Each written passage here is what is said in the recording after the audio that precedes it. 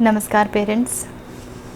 I have received a question that I thought it's important to address. So a subscriber, a viewer of my channel, she is asking how to behave when a 19-month-old child is showing aggression and yelling. 19 months is less than 2 years. How to behave when a 19-month-old child is showing aggression and yelling. Thank you so much for your question, Lekha. Let's see why a child would behave like this. One, if you remember, we have talked about that no child is a clean slate. So yes, a child does comes or in this world or takes birth with tendencies, and that's quite evident. So there is a possibility that the basic tendency of the child is little aggressive. There is a possibility. I'm not saying it is like that, but there is a possibility. That's one. But more fundamentally, what is the environment that we are able to provide to the child? Now you see, a 19th month old, of course, they are very smart. They are all the time grasping things from the environment, everything that's coming around them. And so they are also grasping the kind of behavior that we demonstrate. How do we approach the child? So now that's a bigger question. What is my approach to the child? What is the approach of the family members to the child? Do we approach the child lovingly all the time, or do we approach the child as if you see, why are you doing this? Why are you doing that? Why can't you sit properly or sit silently? One thing is to be understood, a 19-month-old does not really know how to behave with a lot of stuff. So all the precious things that you have at home, please put them on a shelf, close it down.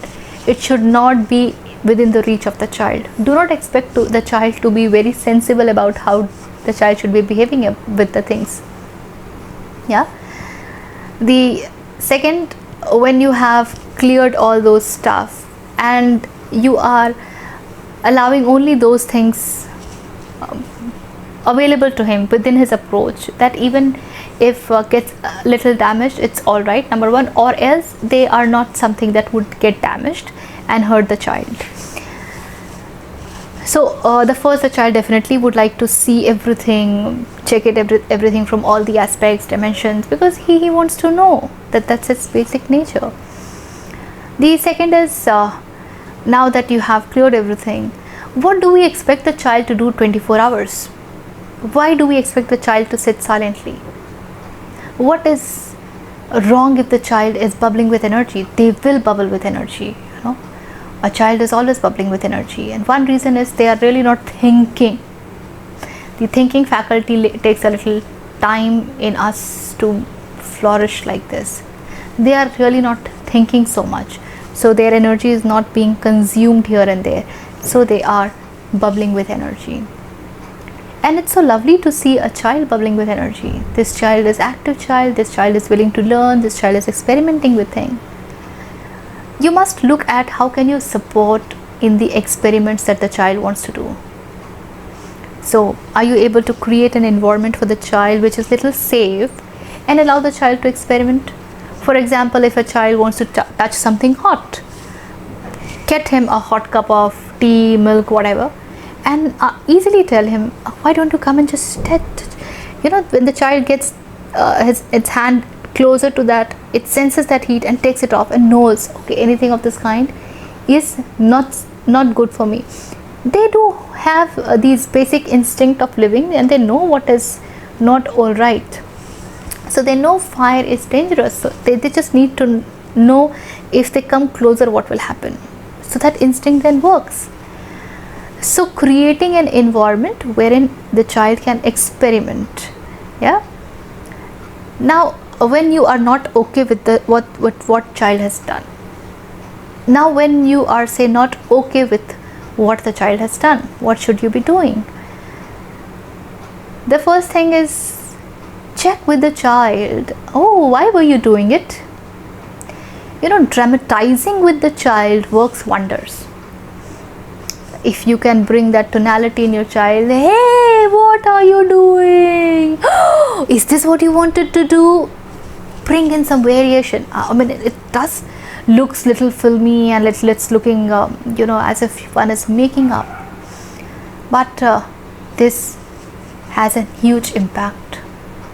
The child connects. The child is it's very much willing to get into all these things. It is a lot of play for the child. The child connects. So when you approach about saying what is done is not all right, how do you approach? Oh my God, what did you do? Oh, this is not done. Oh my God, how do I manage this? Your child will come to you and will pat you and will say, okay, something has gone wrong maybe. But if you approach the child yelling, and I hope this is not happening, I'm just presuming and I'm just talking about a situation, because many times parents do come from this, why can't you sit quietly? Why do you have to move along? Why do you have to trouble me when I'm on calls? And the child will actually trouble you only when you are so damn busy.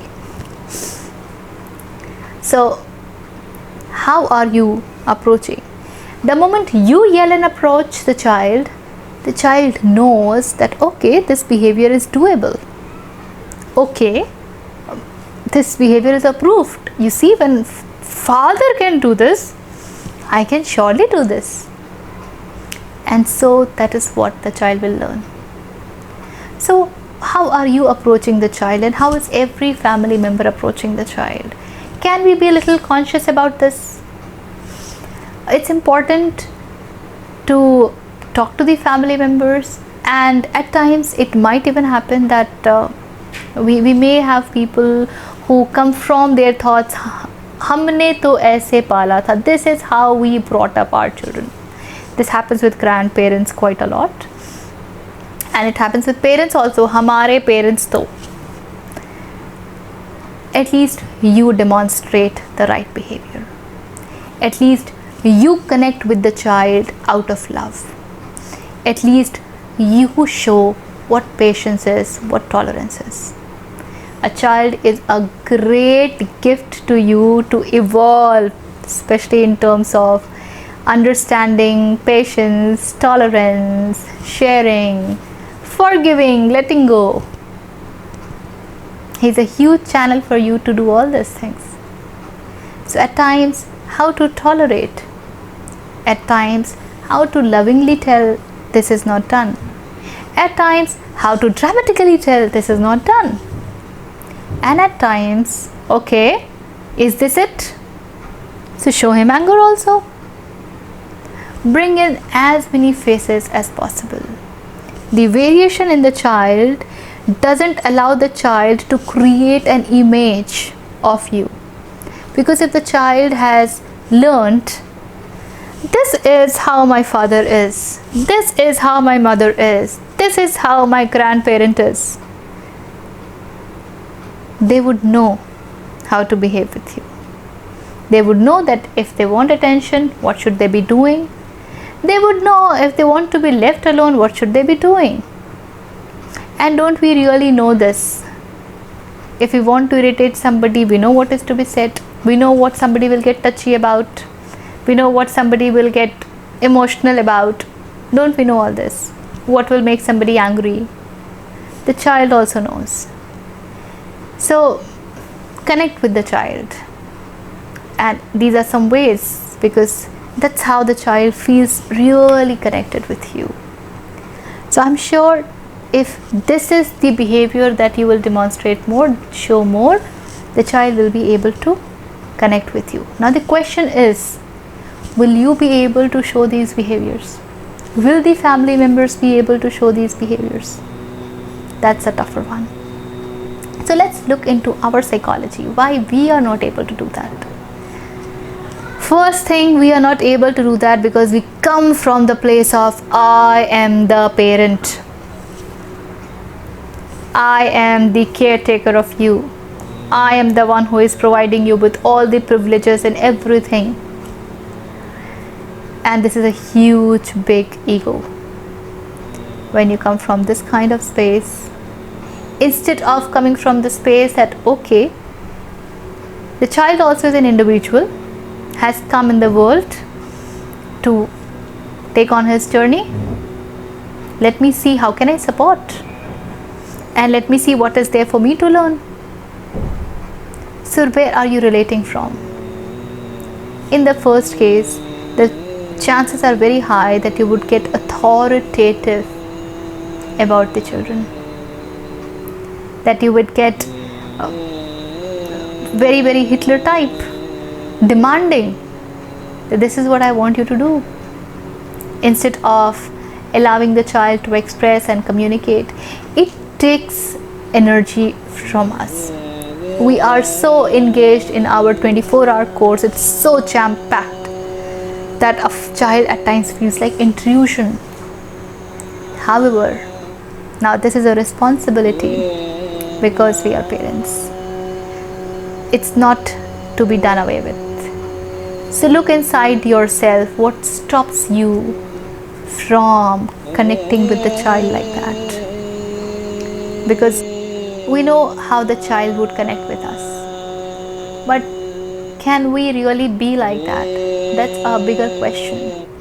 So I really wish you all the best, and I hope you will be able to pay attention to these things and change your own behavior style, your own thought patterns towards the child, and hence your approach. And I really hope your family members are also able to support you in this. Do keep writing what is emerging and let me know if this is supporting you in any way. Thank you so much.